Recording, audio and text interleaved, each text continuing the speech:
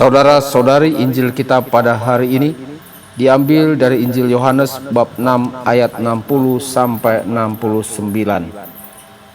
Sesudah mendengar semuanya itu, banyak dari murid-murid Yesus yang berkata, "Perkataan ini keras, siapakah yang sanggup mendengarkannya?"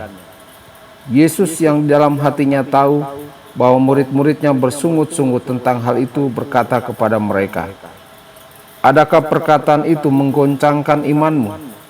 Dan bagaimanakah jikalau kamu melihat Anak Manusia naik ke tempat di mana ia sebelumnya berada? Rohlah yang memberi hidup, daging sama sekali tidak berguna. Perkataan-perkataan yang kukatakan kepadamu adalah roh dan hidup. Tetapi di antaramu ada yang tidak percaya." Sebab Yesus tahu dari semula siapa yang tidak percaya dan siapa yang akan menyerahkan dia.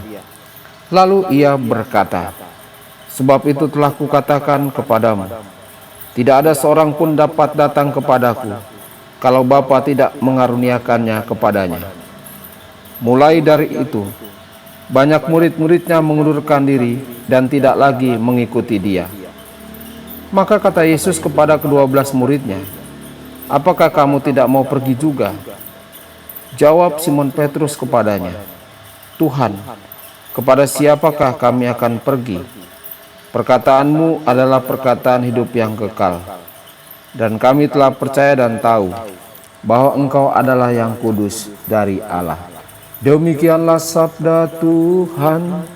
Terpujilah Kristus.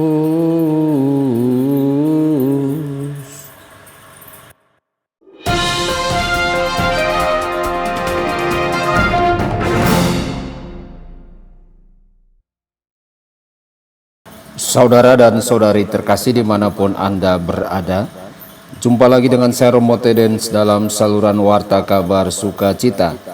Semoga Anda semua dimanapun berada senantiasa dalam keadaan sehat dan berbahagia.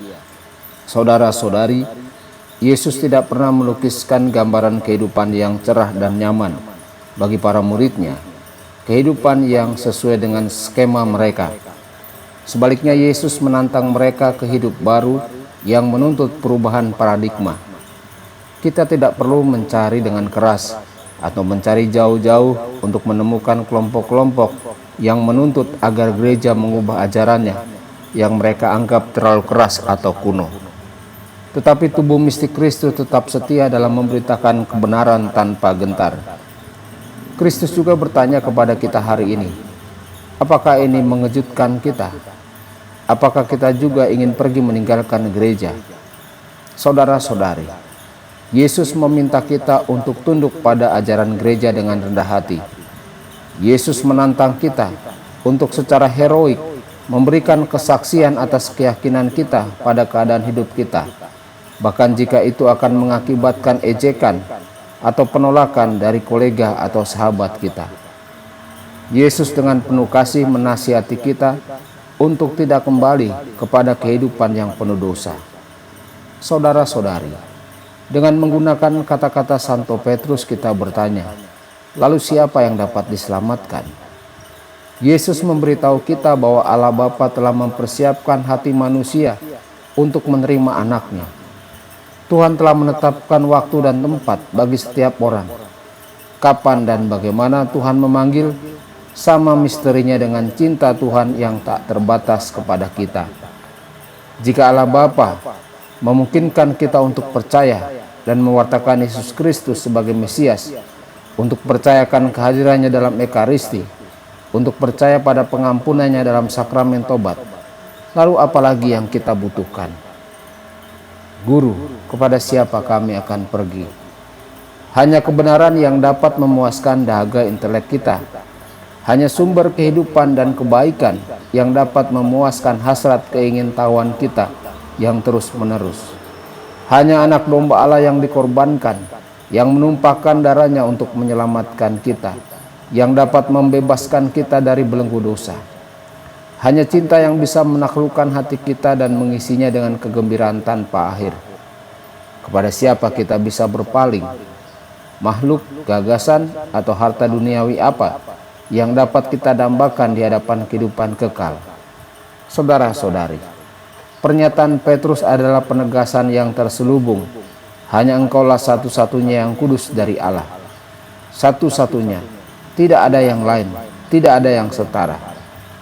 Hal ini bukanlah ucapan yang ceroboh atau kesimpulan logis yang baku. Sebaliknya, pernyataan Petrus itu muncul dari pengakuan positif terhadap Kristus sebagai pembawa kehidupan kekal. Saudara-saudari, semoga kita mau menggemakan iman kita kepada semua orang. Tuhan Yesus memberkati dan menyertai Anda semua. Sabda Allah adalah kebenaran. Sabda Allah adalah kehidupan. Mari kita mencintainya, mari kita menghayatinya. Ya Tuhan yang ku muliakan, sabdamu angkat resahku. Mari kita menghayati